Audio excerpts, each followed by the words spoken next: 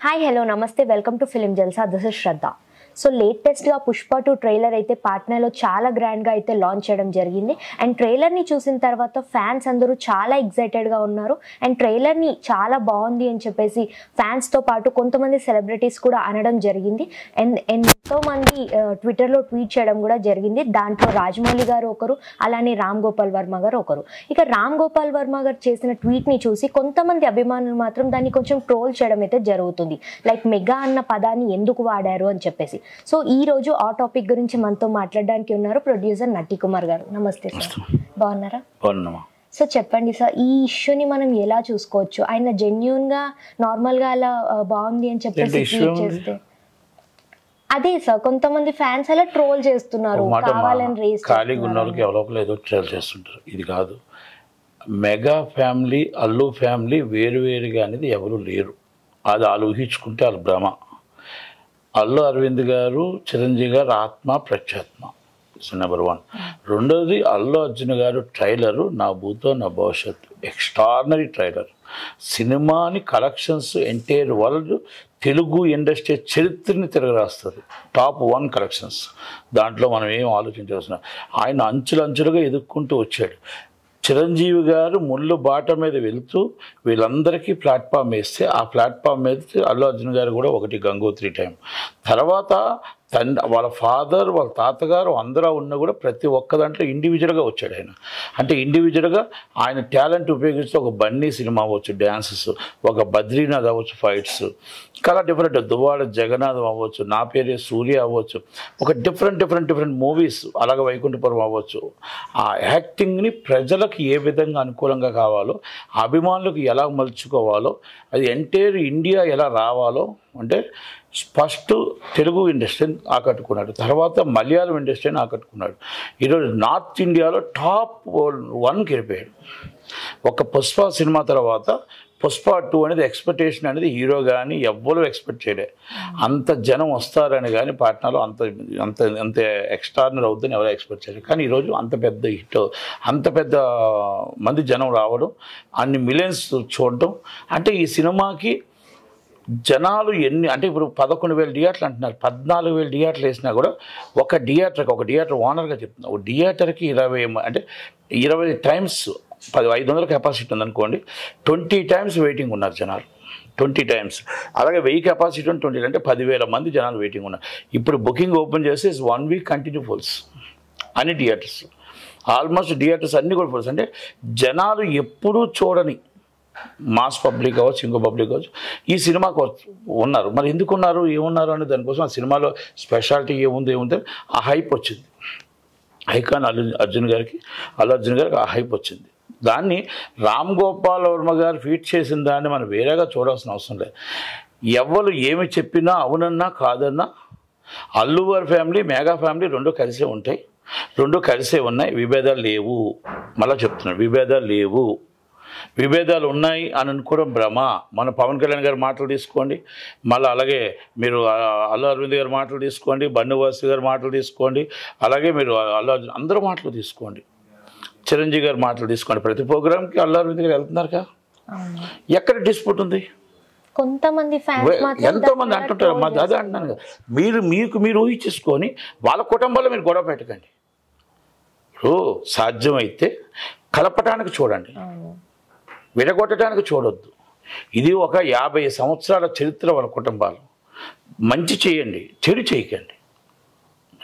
రామ్ గోపాల్ వర్మ గారు ఆయన ఫీట్ని మీరు ఏదో పాజిటివ్ ఎందుకు తీసుకోవట్లే, నెగిటివ్ ఎందుకు తీసుకుంటారు? కనుక దయచేసి నేను ఫ్యాన్స్కి కూడా చెప్తున్నా, రెండు కుటుంబాలు బాగుండాలని చూడండి, రెండు అభిమానులు కలిసి ఉండాలని చూడండి, సినిమా ఇండస్ట్రీ బాగుండాలని చూడండి, పుష్ప 2 సినిమా అందరూ చూడాలని చూడండి. అందరూ కూడా దయచేసి మీరు సినిమాని సినిమాలాగానే చూడండి.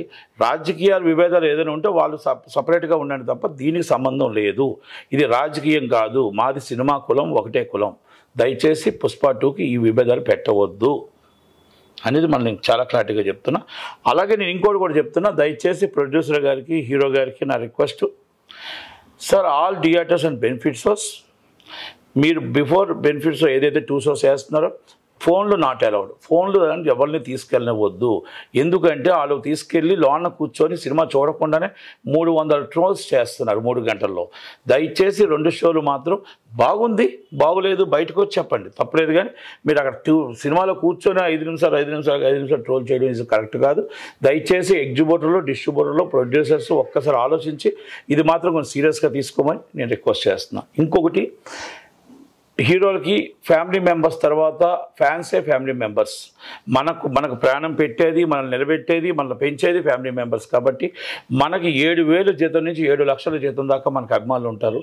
దయచేసి వాళ్ళ కుటుంబాలను కూడా అర్థం చేసుకొని, వాళ్ళ ఫ్యామిలీ మెయింటెనెన్స్ కూడా అర్థం చేసుకొని, ఫ్యాన్ అంటే పిచ్చి, హీరో అంటే పిచ్చి, హీరో అంటే ప్రేమ.